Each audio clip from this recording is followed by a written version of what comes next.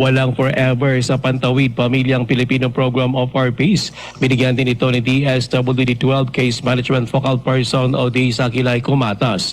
Kasunod ito na nakatakdang paglabas o pagtapos sa 4 Peace ng higit 17,000 na mga pamilya sa Soxargen ngayong 2026. Ito ay matapos maging self-sufficient o kaya ng itaguyod ng kabuhayan noong 2025 base naman sa Social Welfare and Development Indicator o SWDI.